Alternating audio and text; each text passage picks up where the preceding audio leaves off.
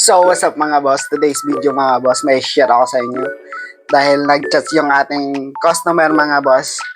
Ito sabi niya sa akin mga boss kasi nagpapalayout siya sa akin boss at nagpapagawa din siya mga boss ng tarpaulin. Ito sabi niya sa akin boss.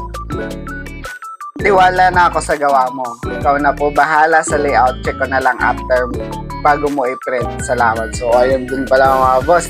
Sigurado talaga mga boss na nagtitiwala sa atin yung mga customer natin mga boss. Tapos ito naman mga boss yung nilayout ko sa kanya. Ito. Ayan. Ayan din mga boss yung layer natin na nilayout talaga natin siya mga boss. Ayan. Ayan.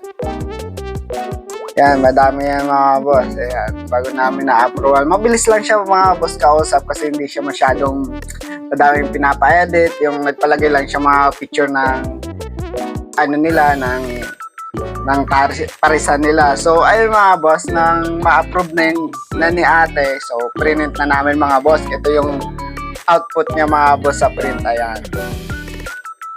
Eh mga boss, tanggitan nyo naman. So, yung na-print ko na siya mga boss, chinat ko si ate, sabi ko, okay na tayo yung tab nyo, pwede nyo na pukunin. Sabi niya, wow, ang bilis lang ah. So, ayun mga boss, pag wala tayong masyadong gawa sa shop, ganun kabilis yung ating, sa ating mga customer.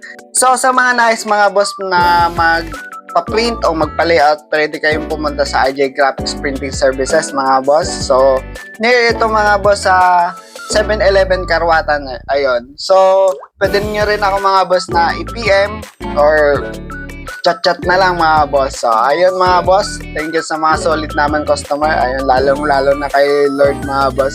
Dahil binibigyan tayo ng maraming customer. So, ayun mga boss. Hanggang dito na lang aking video. Papap! Salud!